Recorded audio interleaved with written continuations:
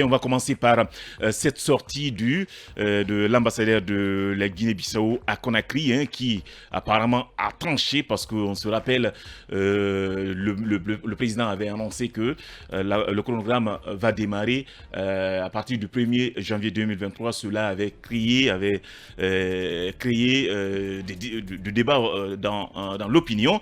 Je pense que cette sortie va finalement mettre fin au débat. Alpha Mamadou. Peut-être, je ne suis pas aussi affirmatif que vous, Bangoura. Non, mais pourquoi j'ai dit peut-être? Mais en tout cas, c'est que, bon, peut-être alors, hein, c'est mon avis, parce qu'en réalité, comme vous le dites si bien, il y a eu pas mal de déclarations, mais la CEDEAO parle de décembre. Donc, entre décembre et janvier, il n'y a pas une très grande différence.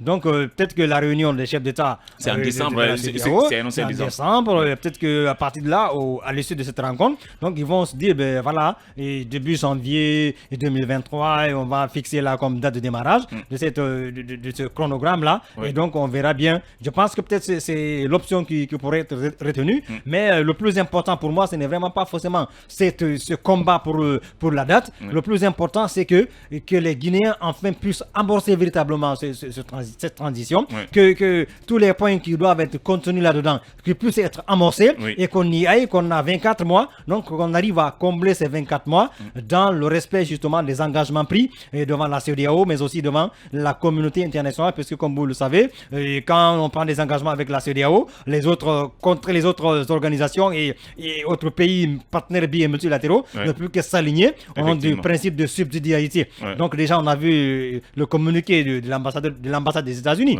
Donc ça, voilà, justement des États-Unis, ça fait que, voilà, on est parti vers peut-être début 2023. Donc j'ai souvent dit que 2 ans, 3 ans dans la vie d'une nation, ce n'est vraiment pas la mer à boire. C'est juste 2 ans, 3 ans. On était parti avec Alpha Condé pour 6 ans. Si on s'en va aujourd'hui avec les gens là pour 3 ans, je pense qu'on doit dire Alhamdoulilah pour parler un peu comme Tomba. Puis voilà, continuer à s'avancer dans le meilleur des mondes. Le syndrome Tomba. Alors, il faut le préciser, hein, cette sortie a été faite suite à une rencontre avec le ministre des Affaires étrangères. Est-ce que ce n'était pas une démarche des autorités pour qu'il y ait une voix officielle afin qu'on puisse bien mettre fin à ce débat lié au démarrage, parce que le président, je l'ai rappelé, après sa sortie, ça a crié dans l'opinion.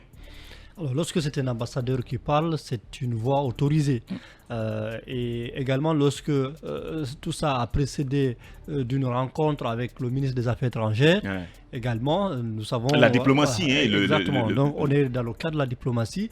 Est-ce que c'était pour vraiment mettre fin, en tout cas, à cette communication, avec cette cacophonie, parce qu'il faut l'appeler comme ça, cette cacophonie, entre la sortie, le communiqué du président de la transition et le contre-communiqué de la CEDEAO sur l'entrée en vigueur de cet accord-là, mais également le début du commencement de la mise en œuvre de cet accord-là.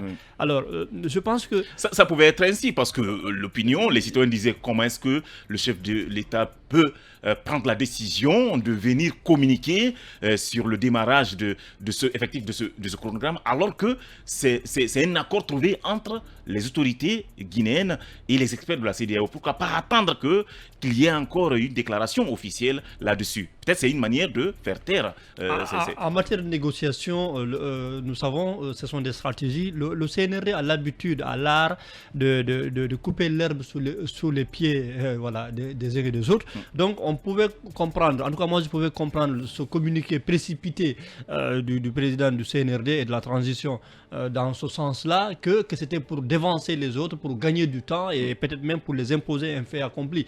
Donc c'était possible, mais de toutes les façons, moi je vois quand même un déséquilibre. Sincèrement, c'est mon point de vue. Je pense que lorsque, on parle des experts techniques de la CEDEAO et de la Guinée qui ont planché sur la durée et qui finalement a découlé sur 24 mois.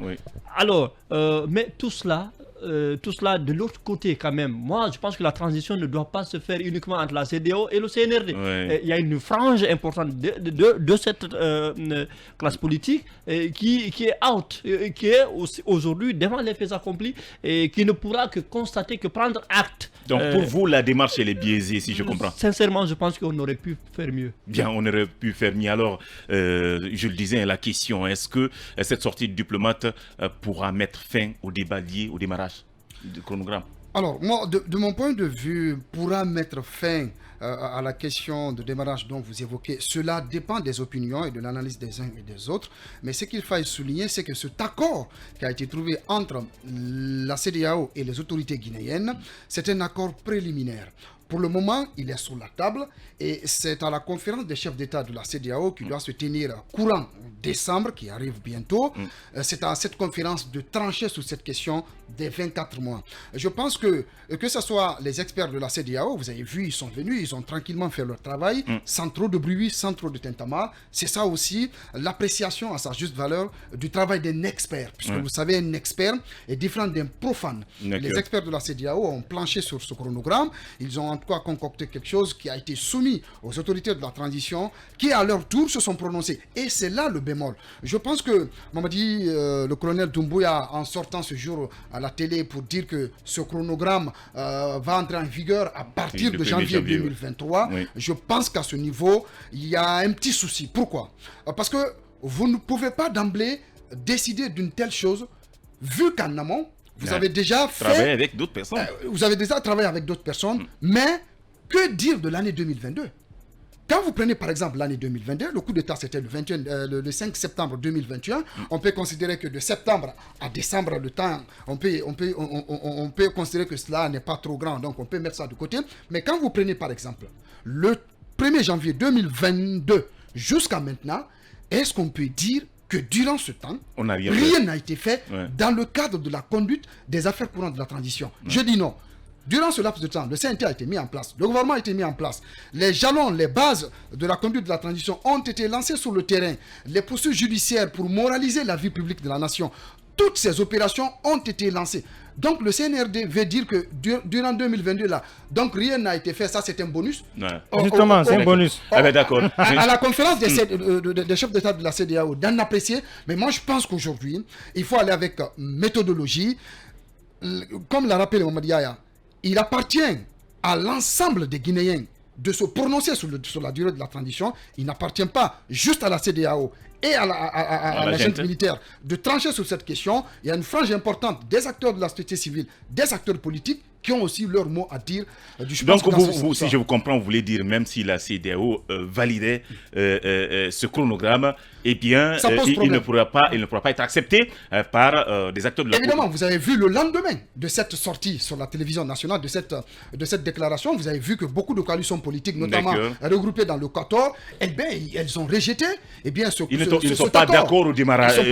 Donc, ça veut dire que... Oui, par rapport au démarrage, pas les 24 mois, mais le démarrage de l'activité de la transition en 2021. Mais est-ce qu'on va continuer Non, ils sont dans la contestation permanente. Il faut dépasser ça maintenant. Aujourd'hui, il reste combien de mois? Il faut dépasser la contestation permanente là. Mois avant 2023. Il ne reste que 3 à 4 mois. Oui, mais il appartient moi, il m'appartient il reste pas 2 mois. Il appartient à l'ensemble des acteurs, à l'ensemble des parties prenantes de cette transition de trancher sur cette question. Mais cela doit se faire dans un cadre consensuel. Alors, on va avancer. Merci infiniment à vous, les talkers, par rapport à vos différentes analyses.